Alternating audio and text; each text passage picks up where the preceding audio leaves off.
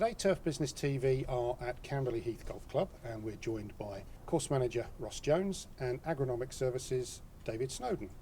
Ross, first off, we're going to talk about some of the challenges you face here, but how did you first start working with David, and why did you bring him in to work with you here? I first came across David quite a few years ago.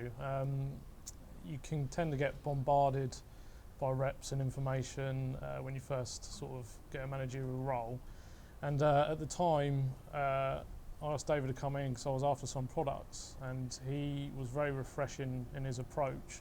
Rather than just accepting an order, he asked if it was relevant and if we needed it, which I thought was brilliant. So, you know, he seemed to care for the course and what we were actually trying to achieve.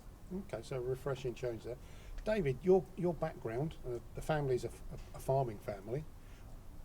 What do you bring to the party? I think with reference to farming as an industry, they are market leaders within nutrition, chemistry, soil science, and the amenity world can learn an awful lot from it, and has done and still does. So from our standpoint, we can bring that to the amenity golf world and sports turf. Okay. So in particular, what was the issue that you brought David in to look at, Ross? In terms of Camberley Heath, following from last year, the conditions, the climate, and we had a terrible drought last season, so everything was struggling. There was a serious lack of growth in all areas of the course, so that was something we need to tackle.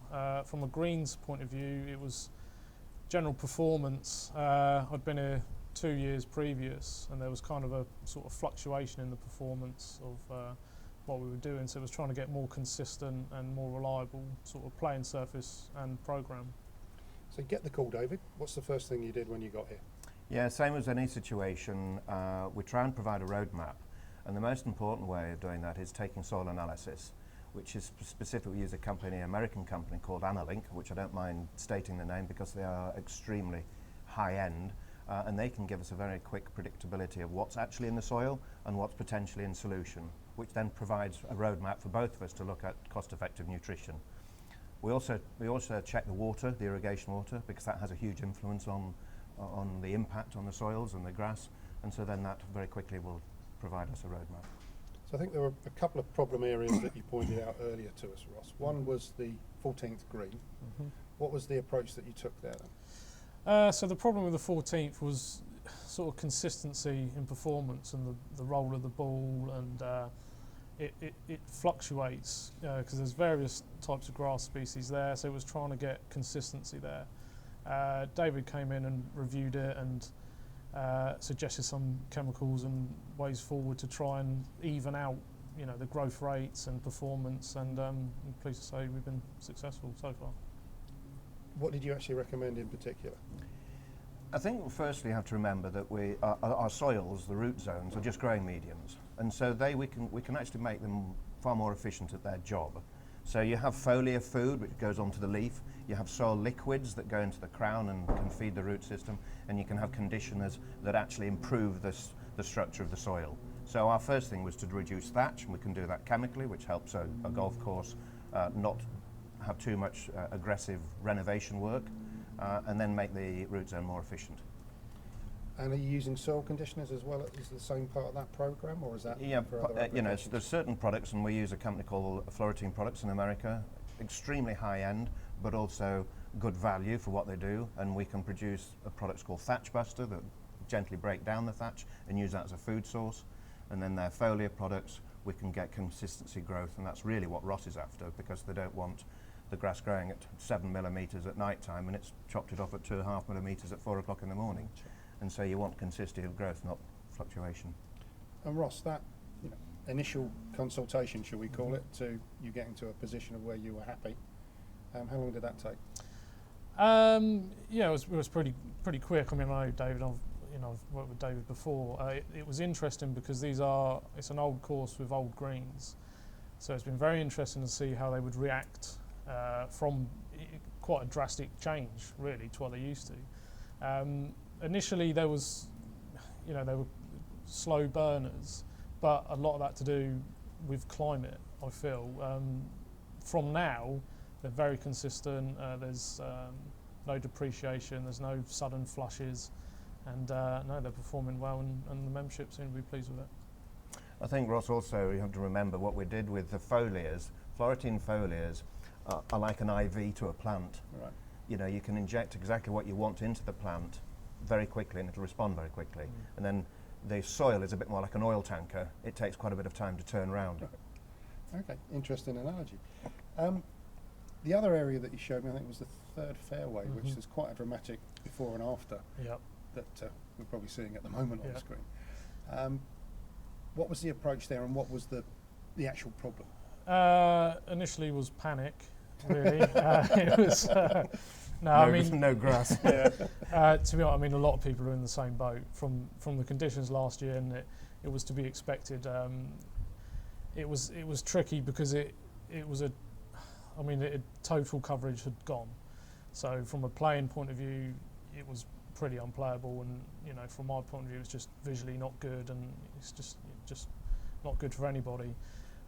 So from one aspect, it was a good starting point. You know, we could address what the problem was. We can look at seeds. We can look at our feed program, what we need to do to counteract this problem going forwards. Because I think, you know, with the climate the way it is and conditions, that could tend to be the norm. You know, you never know what we're going to get, so we need to be ready for that. So we've gone with a stronger seed in areas such as that.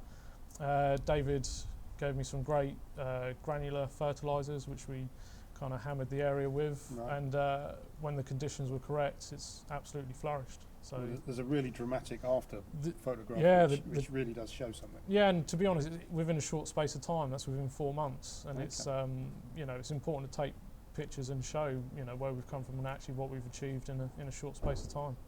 So I think just adding to that, sorry Martin, just adding to that, with reference to seed germination, that's relatively easy. Establishment is the hard bit, and so the soil that grass is trying to grow in is incredibly important to how to get it giving information back to the plant, you know, fast. We put in a product called Eon Bio, which is a humic acid that's full of microbes, and so that it's already got a starting point, and so we get good establishment, fast establishment, rather than just germination and then death. And you mentioned, you know, the members and the committee and probably the captain are all pretty pleased now. How have you managed, how do we put it, their perception of what's going on? Yeah, it's true. I mean, one of the main aspects of my role is to try to inform and educate what we're doing, and proving what we're doing is correct and we are making progress. Expectation within the industry, regardless of club status or budget, is always the same, and it's getting higher. And you're in quite a competitive area here, absolutely, absolutely. Surrey is a very tricky area to be in. But we perform well, and no, we're pleased with the direction we're going, and when you can show comparisons like the third, no one can really argue with that. So you're getting good feedback now, and the club are on board with the way you're going. Finally, yeah. It took a while. You're relatively new into the role, aren't you? Yeah, so this is my 9 months into the role. So to come in and have that, you know, on your shoulders is quite daunting. That's why I was, literally from day one. Yeah, pleased to get David on board. You know, someone reliable that I've worked with, and you know, the results speak for themselves. You've obviously got a very good relationship with David. I think would it be fair to say he's more part of your team than a supplier? Oh, yeah, absolutely. He's only a phone call away. You know, for any issue. You know, whether it's course or water or personal. Steady. Not the forum for that. There's only so many soil reports you can do. Yeah. Is that an approach you take across the board, or is it just a particularly special relationship? Yeah, very much so, Martin. Again, look, I'm been in the industry quite a long time, and it's about trust. Truly is about trust, and it's about relationship building between two people, whether I want to work with Ross or vice versa, and other individuals. But there's still the same and most important thing. We need to improve the efficiency of the soils, and if we can do that, the plant will grow stronger. Our emphasis on reduction of fungicides and pesticides is always a goal, and you can do that through preventative nutrition.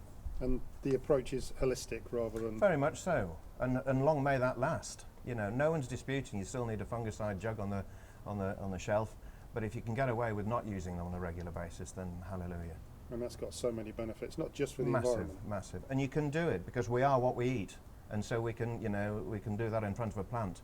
Foliar nutrition, soil liquids and conditioners, you'll go an awful long way in producing the right Very scientific process. Yeah, it is a scientific, but it should be made relatively easy. It's my responsibility to take the science and look at these things called Analink, etc., and then bring information back and provide a roadmap. And then Ross knows that we need to adjust through the season on Mum Nature's accordance, but we've got these tools in the toolbox, whether it's Floratine, whether it's Agronomic Services products, or whether it's other granulars, all have their place.